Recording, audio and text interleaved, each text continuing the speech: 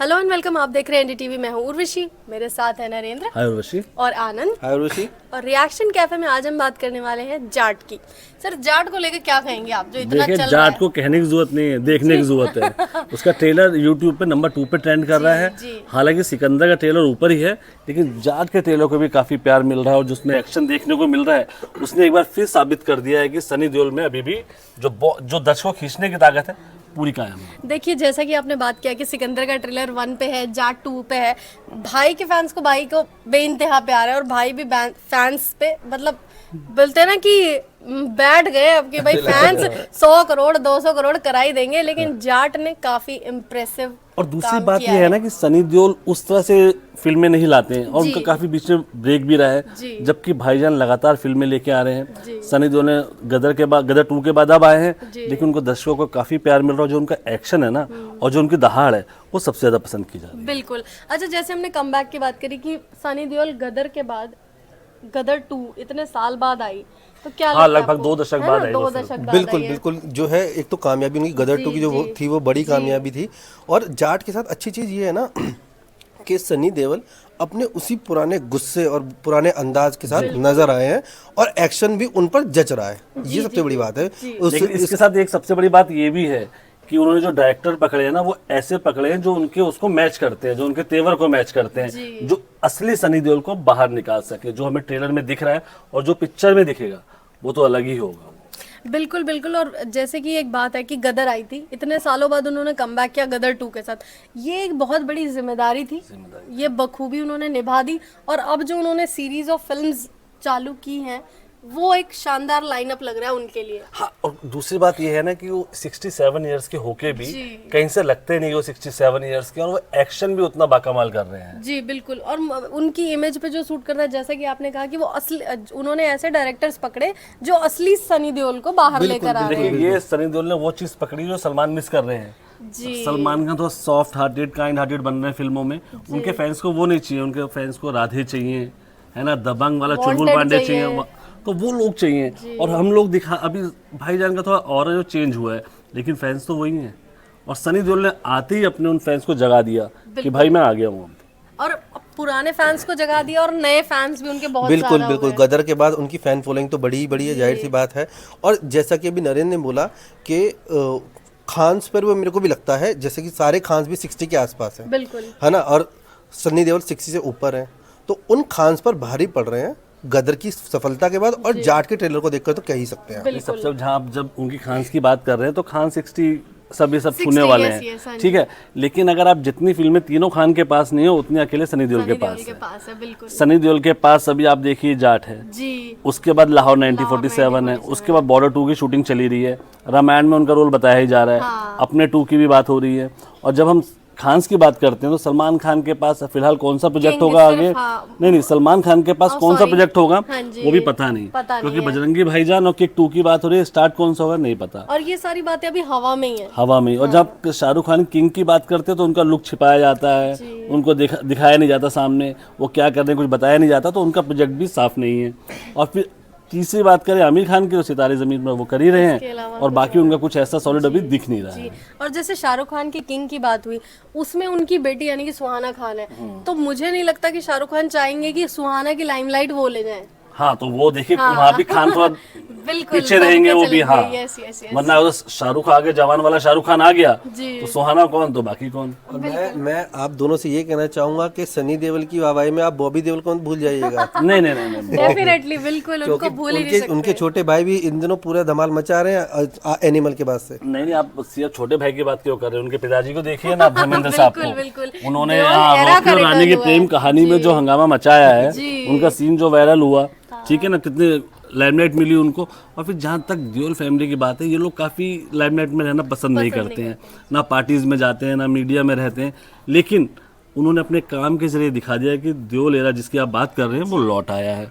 क्योंकि बॉबी देओल साउथ में पहले नंबर के विलेन बन के सामने आए हैं, अभी पवन कल्याण के साथ उनकी फिल्म आ रही है, फिर तलपति विजय के साथ है, और वहीं सनी देओल तो बॉलीवुड में तबाही मचा ही रहे हैं। और आप जाट के डायलॉग में मत भूलिएगा कि सनी देओल ने बोल दिया कि बहुत टाइम अभी तक मैंने नॉर्थ को दिखाया है 2.5 किलो का हाथ का दम, अब वो साउथ में दिखाने वाले हैं। हाँ देखिए, जो 2.5 किलो के हाथ की जो आपने बात की है, सनी देओल का 2.5 किलो का हाथ जो अभी बरसेगा ना, वो जाट में तो बरसेगा, लेकिन लाहौर 1947 एक ऐसी फिल्म है जो बहुत इंपॉर्टेंट है, क्योंकि दामिनी, घायल, घातक जैसी फिल्में उन्होंने राजकुमार संतोषी के साथ दी, अब वो उन्हीं के साथ लाहौर 1947 लेकर आ रहे हैं।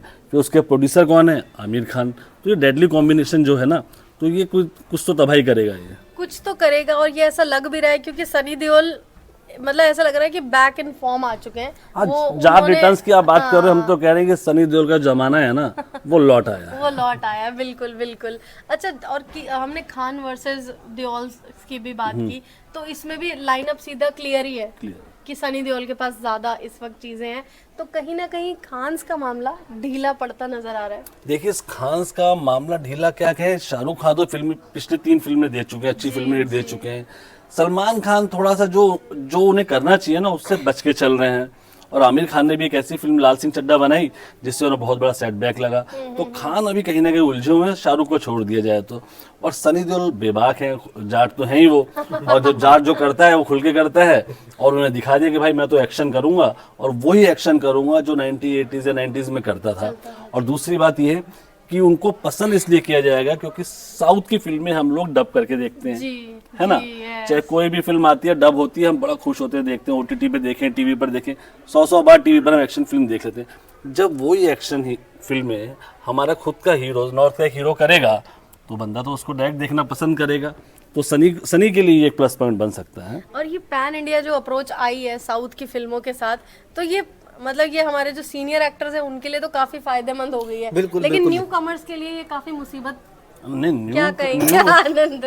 ये जो है आप जो कह रहे हैं पैन इंडिया के लिए, इनके लिए सच में फायदे का सौदा होगा। जैसे शाहरुख को ले लीजिए, अमिताभ बच्चन को देखिए ना कि इस उम्र में 82 की उम्र में 1000 करोड़ की फिल्म देगा।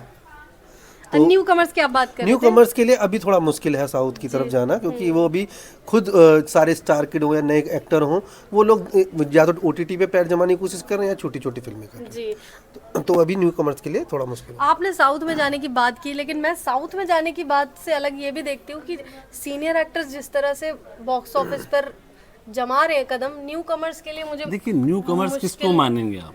मतलब सर, मैं न्यू कमर इतना ना भी कहूँ तो वरुण धवन, सिद्धार्थ मल्होत्रा, हाँ, रणबीर कपूर ने देखिए, हाँ, वरुण धवन ने जस्ट अभी एक किस्मत आजमाई उन्होंने बेबी के जरिए, वो तो बेबी जॉन आई और फ्लॉप हो गई वो, है ना। सिद्धार्थ मल्होत्रा भी काफी कोशिश कर चुके हैं, है ना। तो और बाकी कौन?